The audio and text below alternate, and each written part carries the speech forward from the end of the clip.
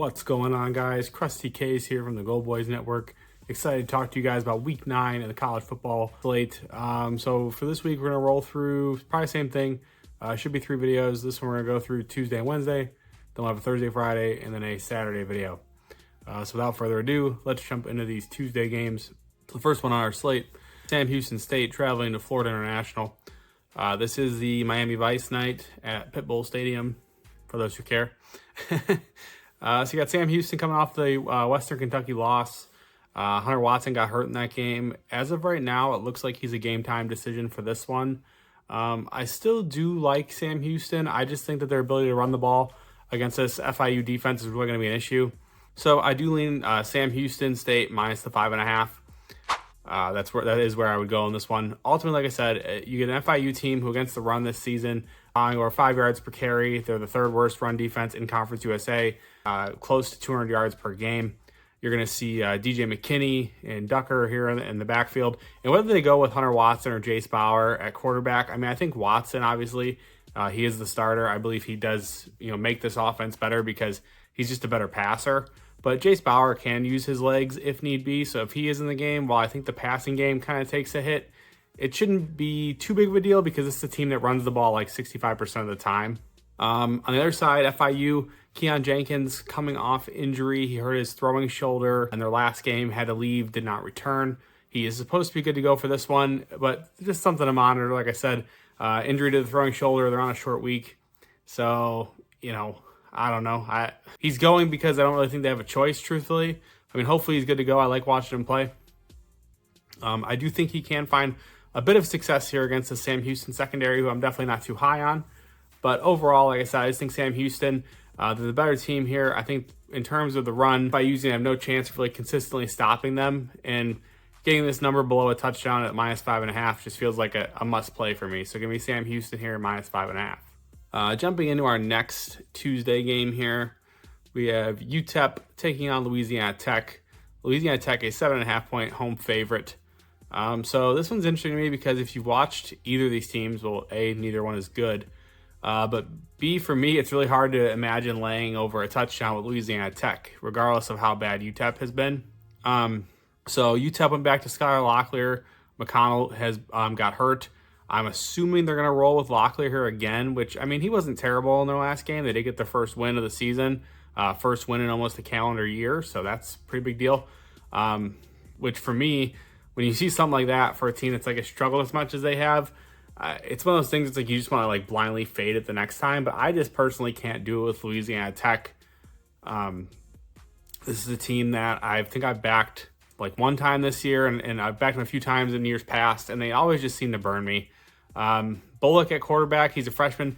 He's pretty good. He's young, definitely not as, I mean, it's Conference USA, so I mean, I gotta be careful what I say here, but I was gonna say not as polished, but I mean, that's kind of a given. So, I mean, obviously against UTEP, the defense not very good. Louisiana Tech's defense, pretty good on paper. I don't buy into it too much. If anything, I'll say this. Against the run, they've been a lot better than against the pass. So I think that they'll hold UTEP in check, and relatively in check. This is, I'm assuming, Jolly, but honestly, with the way that UTEP rotates running backs now, everybody thought it was going to be Jolly at the RB1 last week, and we were all pretty much wrong. So this week, it looks like the books are claiming he's going to be the RB1 once again, with him listed as the only running back for props. But again, tough to trust with this UTEP team. Tough to trust with these Conference USA teams on these short weeks. They like to rotate in a lot of guys. So in terms of props in this game, the only one that really caught my eye was True Edwards over 68.5 receiving yards. I like him. I like the volume he gets. His target share on this team is like well over 30%. And if the ball's in the air, there's a good chance it's going to him. So I like True Edwards receiving yards, and I like UTEP plus the 7.5. I just think it's too many points. Like I said, I'm not a high on either team. I don't think either team obviously is going to make any noise in the Conference USA. They're definitely 2 of the lower level teams in the conference. But you get UTEP coming off of their first win in about a year, and I really just think they build on that. They've been competitive in a few games. They've kind of hung around in the last few of their games, obviously, unless they were just completely overmatched. And this just feels like a spot where they're not going to be overmatched because, like I said, you're getting the Louisiana Tech team who has a big win over Middle Tennessee, which I think fooled a lot of people. and they're just not a good team. So plus 7.5 here for UTEP. I think they keep this thing within the number. I wouldn't be surprised if they have a shot at another win here, truthfully. So give me UTEP plus the 7.5. Hey guys, I just want to give a quick reminder that new users can bet $5 at FanDuel on any of the bets in this video and win $150 in bonus bets if the bet wins. Now let's get back to the bets. Moving on to Wednesday here, we have Liberty traveling to Kennesaw State. Liberty coming off a bye. I've been pretty unimpressed with Liberty this season, truthfully. I don't know if anybody's been paying attention, but they just haven't had like a dominant win yet, I guess, if you want to say. Like the defense is a lot of points. Definitely hasn't seemed like the team we saw last year. And I mean, they have pretty much all the same guys offensively too. You know, like Salter's there, Cooley's there, obviously Lucas is still there, Sibley's there at receiver, even Hensaw's there at tight end. So I mean, they really have a lot of the same weapons offensively. But this team just hasn't seemed like as explosive. The defense hasn't seemed as good. Just overall, just been pretty unimpressed. I think there's better teams in this conference. So looking at this game though, Kennesaw State, they don't have a quarterback. If you've watched them, they are the worst team in this conference by margin, and that doesn't change here. I want to just square up and lay the 24.5.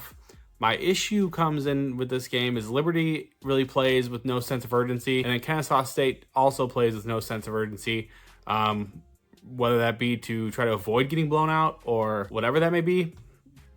My whole thing, though, is when you look at Kennesaw State, if you've watched any of their games, yes, they play slow. Liberty does play slow as well, but they allow a lot of chunk plays. And this is a Liberty team that does have the guys to be explosive. They just haven't necessarily shown that explosiveness that we're used to. So for me in this one, what I ultimately settled on, I like Liberty's team total over 34.5.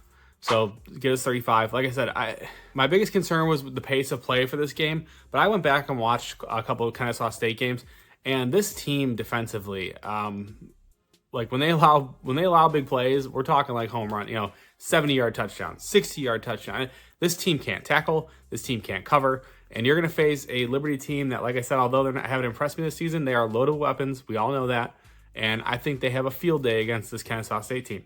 Biggest concern, I guess you would say, would be, does Liberty care about this game? I mean, probably not, but they're coming off a bye, so you kind of got to get it going here. And they really don't have a game to necessarily care about for like another 3-4 weeks. So I think they come out here. I think they beat up a bad opponent, which is what you're supposed to do. I won't be surprised if they cover the 24.5, but I'm going to opt for the team total over 34.5. Wait, before we get back to the picks, I wanted to thank you all for watching. Friends don't let friends watch videos without hitting the like button. So go ahead and press the thumbs up button and like the video. If you're new here and not subscribed, you should go ahead and do so because we're dropping new content each and every day on the Gold Boys Network. We strive to cover every sport and give out picks and analysis and valuable information for free on the Gold Boys Network. So make sure you're subscribed and hit the bell so you can get notified when we drop something new. I'm Brad Thomas. Let's get back to the picks. So the last one on this Wednesday slate, Middle Tennessee traveling to Jacksonville State. So Middle Tennessee, bottom feeder in this Conference USA. Jacksonville State, middle of the pack. Defense definitely been a bit underwhelming. I love their offense. I love Huff. I love Trey Stewart.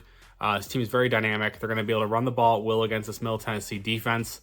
On the other side, Middle Tennessee, Vadiato leads Conference USA in passing yards. He also leads Conference USA in interceptions. So I like Jacksonville State to score. I do think Middle Tennessee can score some points as well, just because this Jacksonville State defense isn't very good. They force a lot of takeaways, but they allow a lot of yards. They allow some points. So for me here, it's going to be the over 63.5.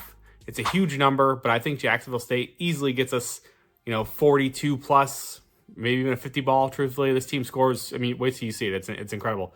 So I think that they can give us 40 to 50 points, and Middle Tennessee can carry us the rest of the way here to just over 63.5. In terms of props in this game, there is nothing out as I'm recording this. If we do get props, though, Trey Stewart rushing yards, absolutely love it. As long as it's within reason. I think Huff's rushing yards are worth a look as well. Really just like Jacksonville State, everything here. It's a dream matchup for them. If you do want to look at something on the other side, for me, my favorite player on Middle Tennessee is Holden Willis. He's like a tight end receiver type hybrid thing. Gets second in target share, but he's for me, he's just the best skill player on this team. So I like Holden Willis receiving yards as well if we get them. That does conclude this Tuesday, Wednesday slate. Hope you guys have been enjoying this. Let's keep it rolling. As always, you can get all of my official plays at goldboys.com. If you have a gambling problem, dial 1-800-GAMBLER. Thank you guys.